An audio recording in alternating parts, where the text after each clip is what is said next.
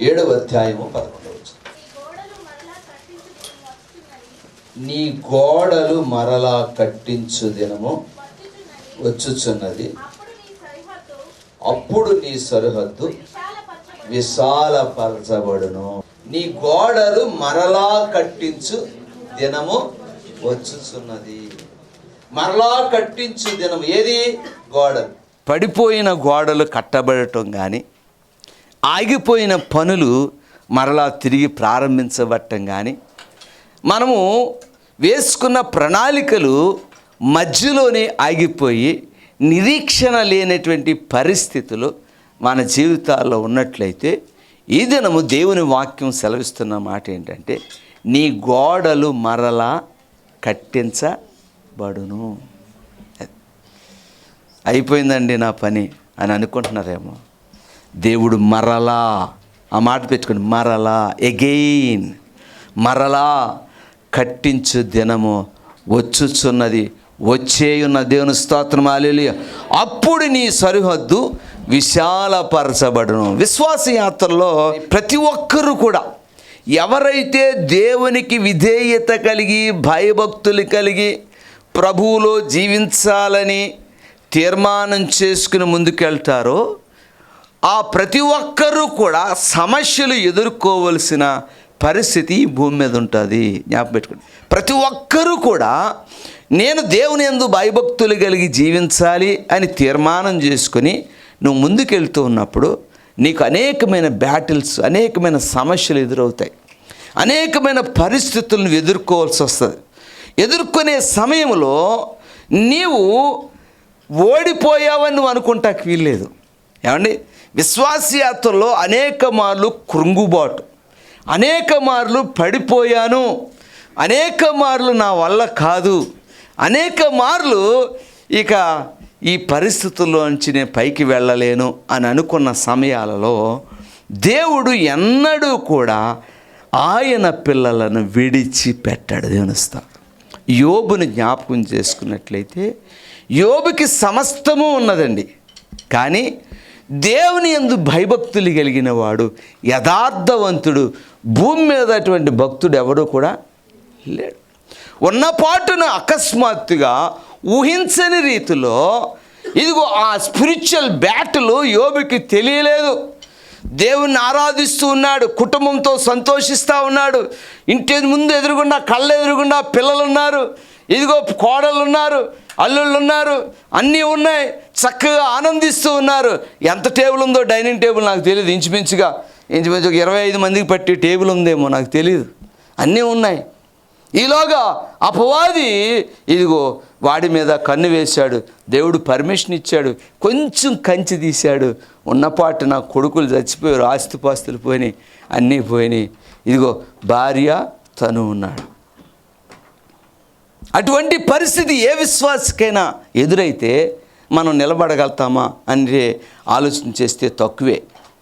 కానీ ఆ యొక్క యోబు యొక్క చరిత్ర మీరు చూసినట్లయితే కోల్పోయిన దానికి 2 అంతలు దేవుడు అనుగ్రహించాడు. దేవుని స్తోత్రం.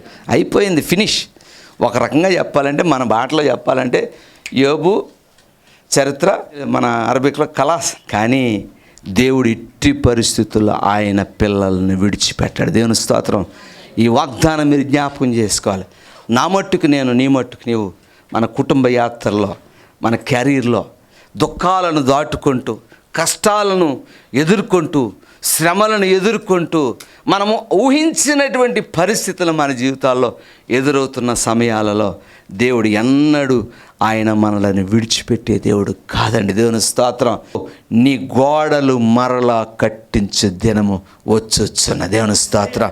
ఎక్కడైతే ఆగిపోయావో, ఎక్కడైతే పడిపోయావో, ఎక్కడైతే ఇక ముందుకు కదలలేక దేవుని వాగ్దానాల కొరకు ఎదురు చూస్తూ వ్యాసారి అయ్యో ఎప్పుడు అని నువ్వు ఆలోచిస్తూ ఉన్నావో, కంగారు పడకూడదు. ఇక రాయబడుతున్న మాట, చక్కటి మాట. ఇగో 11 మరలా నీ గోడలు మరలా కట్టించు దినము వచ్చును. యాక్చువల్గా భక్తుడైన మీకాని చూసినట్లయితే యోధావారి పరిస్థితి బాగాలేదు. యోధావారి పరిస్థితి ఎలా ఉందంటే, మరి అశ్షూరు రాజులు దండెత్తి వచ్చేసారు. ఈ యొక్క శత్రు రాజులు దండెత్తి వచ్చేసి పరిస్థితి ఎలా ఉందంటే ఉక్కిరి బిక్కిరైపోతూ ఉన్నారు. కారణం ఏంటంటే ఇశ్రాయేలులు దేవునికి అవిధేయులై ప్రవర్తించారు. ఇప్పుడు అక్కడున్న పరిస్థితి ఎలా ఉందంటున్నాడు. మొదటి వచనం చూసినట్లయితే రాస్తున్నాడు చూడండి. వేసవి కాలపు పండ్లను ఏరుకొనిన తరువాత, ద్రాక్ష పండ్ల పరిగి ఏరుకొనిన తరువాత ఎలాగుండునో నా స్థితి కూడా అలా ఉన్నది. మనకు ద్రాక్ష పండ్ల గెల ఒకటియూ లేకపోయాను, నా ప్రాణమునకు ఇష్టమైన కొత్త అంజూర పండును లేక, భక్తుడు దేశములో లేకపోయాను, జనులలో యథార్థపరుడు ఒకడును లేడు. మీరు ఆలోచించేయండి అయ్యా. భక్తుడు అంటున్నాడు, దేశంలో భక్తుడు ఒకడు లేడు, యథార్థపరుడు ఒకడును లేడు. ప్రతివాడు కూడా పైకి భక్తి గలవాడి వలె కనబడుతూ దాని శక్తిని ఆశ్రయించని వారిగా ఉన్నారు. మీకంటున్నాడు ఇలా ఉంది యోధా వాళ్ళ పరిస్థితి. భక్తులు లేడు, యథార్థపరుడు లేడు, ఒకరి మీద ఒకరు తిరుగుబాటు చేస్తూ ఉన్నారు, అధికారులు లంచం పుచ్చుకున్నారు, ప్రతివాడు తన పొరుగువానికి ప్రాణహాని చేయటానికే కలగజేస్తూ ఉన్నారు. అయినను నేను యెహోవా కొరకు ఎదురు చూశాను. దేవుని స్తోత్రం. అది నీ విశ్వాసయాత్రలు, నా విశ్వాసాలు. ప్రభువుని నమ్ముకున్న ఆ క్షణం నుంచి ఈ క్షణం వరకు ఇదిగో ప్రభువులో నీ ప్రతి అవసరత ఆయన దగ్గర పెట్టి, ప్రభువా నాకు ఈ అవసరత ఉన్నదయ్యా, నాకు ఈ కోరిక ఉందయ్యా, ఇదిగో నా యొక్క పరిస్థితి ఇలాగున్నది ప్రభువా, నన్ను మార్చు ప్రభువా అని అడుగుతూ భక్తిని కొనసాగిస్తూ ఉన్నాం. ప్రార్థనలకు వస్తూ ఉన్నాం, దేవుని మందిరాలకు వస్తూ ఉన్నాం, కానుకలు ఇస్తూ ఉన్నాం, ఇదిగో కుటుంబాన్ని దేవుని యందు భయభక్తులు పెంచడానికి ప్రయత్నం చేస్తూ ఉన్నాం. అయినప్పటికీ కూడా పరిస్థితులు ఎలా ఉన్నాయంటే మార్పు లేదు ఆ సమయంలో. అయితే చుట్టుపక్కల వారిని చూస్తే పరిస్థితులు కూడా భిన్నంగా ఉన్నాయి. ఈ పరిస్థితుల్లో ఎవరు నిరీక్షణ అంటే మన యేసయ్య ఒక్కడే నిరీక్షణ. దేవస్థానం ఆయన ఒక్కడే నిరీక్షణ. ఆయన అంటూ ఉన్నాడు, నీ గోడలు మరలా కట్టించు దినము రావద్దు. అబ్రహాం శారతో అంటాడు, ఆతిథ్యం ఇచ్చిన తర్వాత అంటాడు, నేను మరలా 7 ఇక్కడికి నేను వస్తాను, మరలా నేను వచ్చినప్పుడు నీ కౌగిట కుమారుడు ఉండను. దేవుని మరలా వచ్చి మరలా నీ జీవితంలో అద్భుతము చేయు దేవుడై ఉన్నాడు. దేవుని స్తోత్రం. ఇదిగో ఇంతవరకు ఉన్నావు మంచిదే, ఇంతవరకు నీ జీవితంలో అనేక మేలు చేస్తావు మంచిదే, కానీ ఎక్కడో ఆగావు. ఆగిన నీ జీవితంలో మరలా నీ జీవితంలో గొప్ప మార్పును ప్రభు తీసుకురాబోతా ఉన్నాడు. దేవుని స్తోత్రం. హల్లెలూయా. భయము యెరూషలేం ప్రాంతానికి వచ్చేసింది. ప్రజలు ఉక్కిరి బిక్కిరైపోయి ఉన్నారు. ఏం చేయాలో తెలియని పరిస్థితిలో మీకా అంటా ఉన్నాడు, ఎవరు ఎలాగున్నా నేను యెహోవా కొరకు ఎదురు చూసేదను అంటూ, నా శత్రువా నా మీద అతిశయింపవద్దు, నేను క్రింద పడినను తిరిగి లేతును, నేను అంధకారమందు కూర్చున్నాను, యెహోవా నాకు. ఓ శత్రువా. ప్రజలు అనుకుంటారు మనం చూసి అయిపోయింది రేడి సంగతే. భక్తి అన్నాడు, దేవుడు అన్నాడు, ప్రార్థన అన్నాడు, మందిరానికి వెళ్తా ఉన్నాడు, నా దేవుడే గొప్ప అన్నాడు, అయిపోయింది ఈ పరిస్థితి అనుకుంటారు. కానీ శత్రువా నువ్వేమాత్రం అతిశయపడవద్దు. కారణం తెలుసా? పడిన నన్ను తిరిగి లేవనెత్తుతాడు. దేవుని స్తోత్రం. హల్లెలూయా. కృంగిన నన్ను ప్రభువు లేవనెత్తాడు. సమస్యలు నన్ను దేవుడు బలాభివృద్ధి కలగజేస్తాడు. పెంట కుప్పలపై నన్ను పైకి లేవనెత్తాడు. దేవుడు నన్ను విడిచిపెట్టే దేవుడు కాదని భక్తుడు సెలవిస్తా ఉన్నాడు. ఏ పరిస్థితుల్లో అయినా మనల్ని నడిపించగలిగిన దేవుడు మనకున్నాడు. దేవుని స్తోత్రం. హల్లెలూయా. అంధకారమైన పరిస్థితులు ఇదిగో ఆవరించిన వేళల్లో ప్రభు నేనున్నానంటాడు. దేవుని స్తోత్రం. హల్లెలూయా. విశ్వాస యాత్రలో మనము పడిపోయిన పరిస్థితులు వస్తే నీ పని నువ్వు చూసుకో, నా పని నేను చూసుకో అనే దేవుడు మన దేవుడు కాదండి. దేవుని స్తోత్రం. నిశ్చయముగా అబ్సల్యూట్లీ దేవుడు మనలను మరలా కట్టించు దినములు రాబోతా ఉన్నాయి. దేవుని స్తోత్రం. దేవుని స్తోత్రం చెల్లిదాం.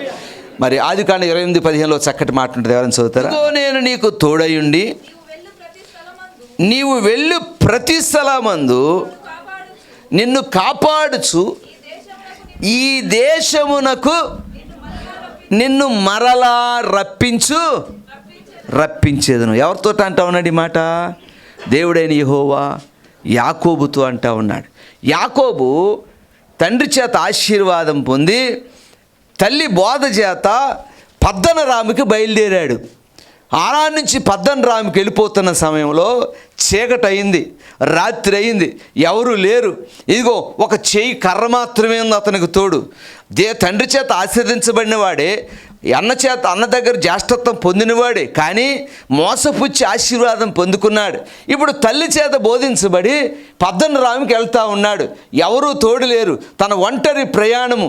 ఇదిగో దేవుని దృష్టిలో ఉన్నటువంటి ఈ వ్యక్తి ఆ రాత్రి ఒక రాయిని తలగడగా చేసుకుని పడుకున్నాడు. ఏమంటే దుష్టమృగములు ఉండే ప్రదేశము, ఏమంటే పాములు తేళ్ళు ఉండే ప్రదేశము. ఆ ఒంటరితనములో ఏం చేశాడో మనకు తెలియదు, కానీ పడుకున్నప్పుడు దేవుడు మాట్లాడుతున్న మాట, నిశ్చయముగా నేను నీకు తోడయుండి నీవు వెళ్ళు ప్రతి స్థలమందు నిన్ను కాపాడుచు ఈ దేశమునకు మరలా రప్పించేదను. నీ విశ్వాసయాత్రలో ఓకే, ప్రభువు మీద ఆశ కలిగి నిరీక్షణ కలిగి నీవు పడిపోయావా, విశ్వాసంలో తగ్గిపోయావా, ఒకవేళ ఆత్మీయ జీవితంలో పడిపోయావా, అయితే మరలా చెప్తున్నాను, నేను మన తప్పిదాలు ఒప్పుకొని విడిచిపెట్టాలి, మన పాపాలు ఒప్పుకొని విడిచిపెట్టాలి. ఎక్కడైతే దేని నిమిత్తమై పడిపోయావో దాన్ని ఒప్పుకొని విడిచిపెడితే మరలా దేవుడు నిన్ను నీ గోడలు మరలా కట్టించు దినము వచ్చుచున్న. దేవుని స్తోత్రం. ఎటువంటి పరిస్థితి ఏమండి, నిజంగా మీరు చూడండి, గోడన్న ఇల్లుకి గోడ లేని ఇల్లుకి ఎంత వ్యత్యాసం ఉంటుందండి. స్థలాలు కొనుక్కోళ్ళు అందరి ముందు గోడ కట్టేయండి అంటారు, అవునా? మన గోడలు మరలా కట్టించు దినము రాబోతా ఉంది అని దేవుని వాక్యం సెలవిస్తూ ఉంది. కాబట్టి యాకోబు గురించి ఎత్తి మధ్యలో వెళ్ళాను. యాకోబు నిజంగానే వెళ్ళాడండి. వెళ్ళిన తర్వాత 22 సంవత్సరాలు ఆ పద్దనరాములో ఉన్నాడండి. ఏమండి, నువ్వు వెళ్ళి ప్రతి స్థలమందు నీతో కూడా ఉండి నిశ్చయముగా మరలా తీసుకొస్తా అన్నాడు కదా. ఇదిగో ఇప్పుడు మరలా తిరిగి వస్తున్నాడా లేదా? మరలా తిరిగి వచ్చి 32:10 ఏమంటాడండి? నీవు నీ సేవకునికి చేసిన సమస్తమైన ఉపకారములకు అపాత్రుడను, ఎట్లనగా నా చేతి కర్రతో మాత్రమే ఈ యోర్దాను దాటి తిని ఇప్పుడు 2 గుంపులై వచ్చాను. దేవుని స్తోత్రం. ఇక్కడ ఒట్టి చేతితో మనం వచ్చాం దుబాయ్. నిజంగా నీవు నేను దేవుని యందు భయభక్తులు కలిగి ఉంటే కోట్ల అవసరం లేదండి. మంచి ఆరోగ్యముతో, సమాధానముతో, కుటుంబంలో సంతోషాలతో మనం ఉండగలిగితే అంతే చాలు. దేవుని స్తోత్రం. దేవుడు నీకు కావలసిన దాన్ని అనుకూల సమయంలో నీకు అనుగ్రహించి నెమ్మదిని సమాధానాన్ని ఇచ్చి మనల్ని జీవించేస్తాడు. అదే విశ్వాసుల యొక్క అనుగ్రహించే గొప్ప భాగ్యం. కాబట్టి ముగిస్తా ఉన్నాను. మీకా అంటాడు, నీ గోడలు మరలా కట్టించు దినము. మనకి కష్టం సమస్య వచ్చినప్పుడు మనం టోటల్గా సరెండర్ చేసుకోవాలి. నీకు కష్టం వచ్చిందనుకోండి, ప్రార్థనతో మనం ప్రభు సందులో మోకరించాలి. రెండవది, సమస్య వచ్చినప్పుడు ప్రార్థనతో చుట్టుముట్టాలి. ఎరుకో గోడలు దాటి జయించాలంటే వారి వలన కాదు. కష్టం అనే గోడ మన ముందు ఉన్నప్పుడు అది కూలిపోవాలంటే స్తుతి ప్రార్థన తప్ప ఇక ఏది కాదు. మనం ఏం చేస్తామంటే మన ప్రయత్నాలు మనం చేస్తాం, చెయ్యి తప్పులేదు, కానీ దేవుని స్తుతించుట ఆరాధించుటలో మనం ఎప్పటికీ వెనక్కి రాకూడదు. దేవుని వాగ్దానాలు మనం జ్ఞాపకం చేసుకోవాలి. దేవుని మాటకు మనం విధేయులం కావాలి. యుద్ధము యెహోవాదే. మనం ఏం చేయాలి? ఊరక నిలిచి ఉండాలి. దేవుడు ఏమంటే ఈవేళ కాదు రేపు వెళ్ళండి యుద్ధానికి అన్నాడు. మిమ్మల్ని పరిశుద్ధపరచుకోండి, యుద్ధము యెహోవాదే, మీరు ఆ పంక్తులు తీర్చి నిలబడండి, అంతే. పంక్తులు తీర్చి నిలబడాల్సిన బాధ్యత ఎవరిది? మనది. యుద్ధం ఎవరిది? శత్రువు ఎవడు? సాతాను. శత్రువుని జయించేవాడు ఎవడు? దేవుడైనా యెహోవా. ఇప్పుడు నువ్వు యుద్ధంలో నిలబడినప్పుడు నీకు భయం కలుగుతుంది, కానీ మన పక్షంగా ఉన్నవాడు మన దేవుడైన యెహోవా. కాబట్టి ఈ బ్యాటిల్ని మనం జయించలేమండి, మనం పక్షంగా ఉన్న దేవుడే జయిస్తాడు. అయితే మనం నిలబడాలి, అనగా క్రీస్తులో నిలవబడి మనం ఉండాలి. దేవస్థానం ఎప్పుడైతే నిలబడి ఉంటామో అప్పుడు మన గోడలు మరలా కట్టించే దినము, నీ కుటుంబం మరలా కట్టించే పరిస్థితి, నీ ఫైనాన్షియల్ స్థితిని మరలా కట్టించే పరిస్థితి, నీ ఉద్యోగాన్ని మరలా కట్టించే పరిస్థితి, ఇగో నీ కుటుంబ జీవితాన్ని మరలా కట్టించే పరిస్థితి అన్నీ కూడా ప్రభు చేస్తాడు. గోడలు కట్టడానికి కావలసిన సరంజామాన్ని ప్రభువే సమకూరుస్తాడు. గోడలు కట్టడానికి కావలసినటువంటి ఏర్పాట్లు ప్రభువే చేస్తాడు. గోడలు కట్టడానికి కావలసిన మనుషులను ప్రభువే ఏర్పాటు చేస్తాడు. ఇదిగో కట్టబడుతూ ఉంటుండగా అనేకమైన విధమైన ఆటంకాలు వస్తాయి, కానీ గోడ కట్టి నిలవబెడతాడు. దేవుని స్తోత్రం, హల్లెలూయా. మనం చక్కగా లేచి నిలవబడి ప్రభువుని స్తుతిస్తాం. దేవుని స్తోత్రం. ఇదిగో ఆ విధంగా దేవుడు మన జీవితాల్లో గోడలు కట్టించి మరలా మనలను పైకి హెచ్చించి ఆశీర్వాద దేవుడు మనకు అనుగ్రహించును గాక.